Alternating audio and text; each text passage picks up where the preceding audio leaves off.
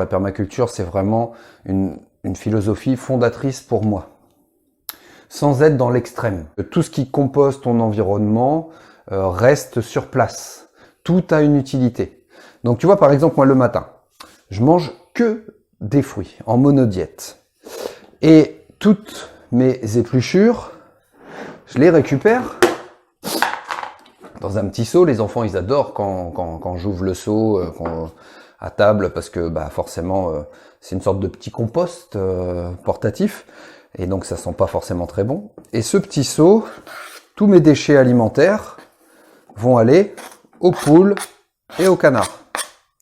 Donc, tu vois, j'essaye au maximum de conserver ce qui compose mon environnement. C'est pareil. Pour moi, c'est une hérésie quand tu t'occupes de ton jardin et que tu vas tailler tes arbres, tes haies, tondre ta pelouse, d'aller conduire ça à la déchetterie ou de tout brûler. C'est un trésor en fait qui t'appartient.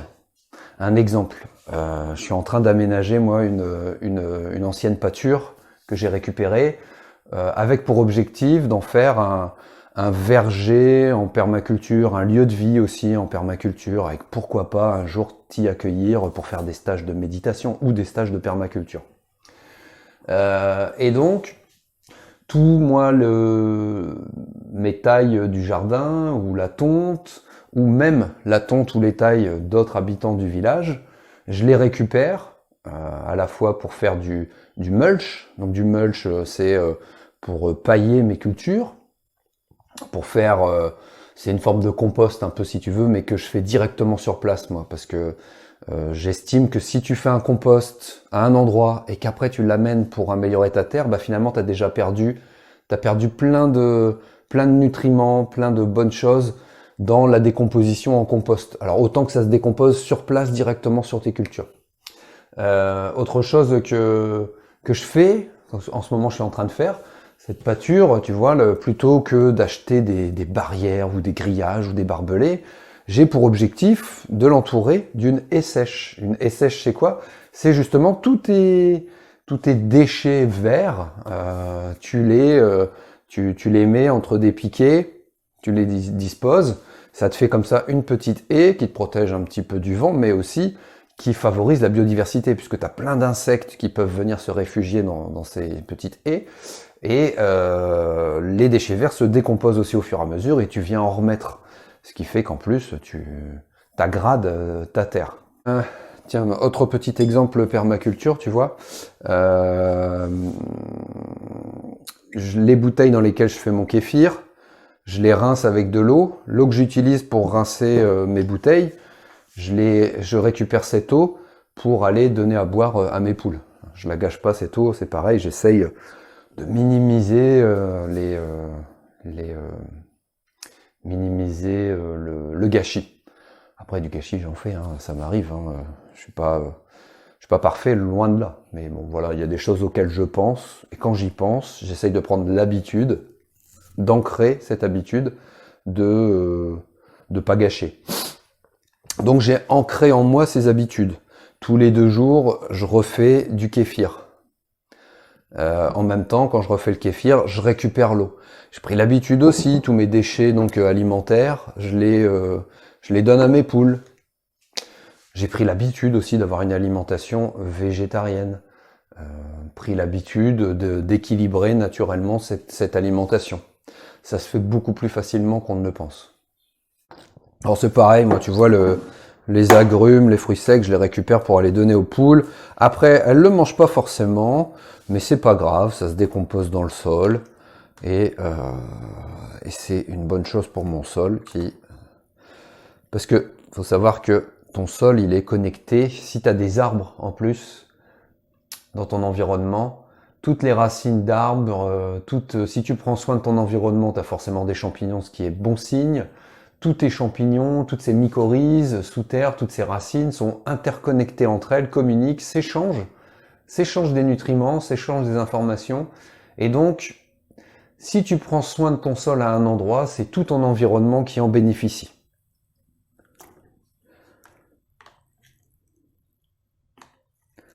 Alors oui, la permaculture pour moi, c'est vraiment essentielle, c'est une philosophie de base.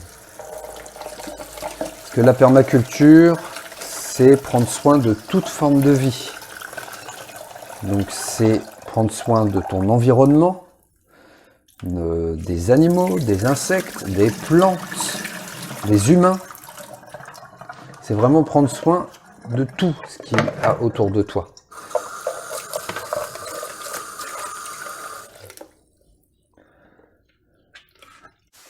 C'est être dans la recherche perpétuelle de comment aggrader les choses, que ce soit aggrader les idées. Donc on peut apposer des idées, les partager, en discuter. Comment aggrader ton environnement, je te le disais tout à l'heure, en minimisant le gâchis, en essayant de réutiliser au maximum tout ce qui nous entoure. Un autre exemple, le bois, tous les petits bois que tu vas retrouver, tu peux l'utiliser pour te chauffer. Tu peux l'utiliser pour faire du tressage. Donc un maximum, réutiliser un maximum. Et forcément, il y a toute une branche de la permaculture qui est la permaculture humaine, qui recherche comment fonctionner au maximum en respectant l'être humain, en changeant le fonctionnement actuel de la société, qui est un fonctionnement pyramidal, avec certains qui décident et d'autres qui exécutent. Permaculture humaine, on réfléchit à comment on peut faire autrement, avec des modèles comme la sociocratie par exemple, comment chacun a sa pierre à apporter, comment on peut être tous sur un pied d'égalité et chacun s'investir dans des projets, prendre sa part, chacun prend son bout. Même si c'est pareil, on est dans une dynamique d'essayer de réduire au maximum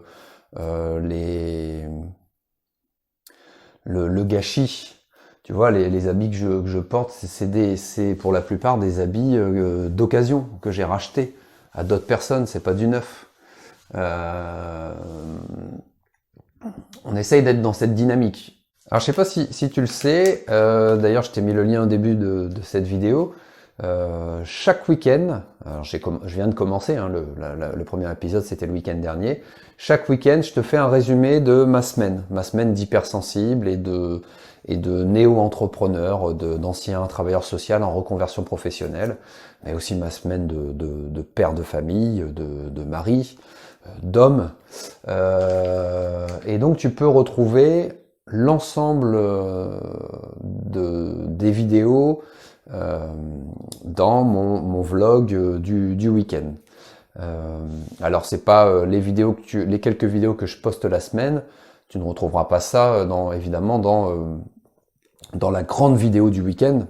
Ce sera que de l'inédit, mais ça peut venir compléter ce que tu auras vu aujourd'hui. Hop, on trie les déchets pour l'environnement.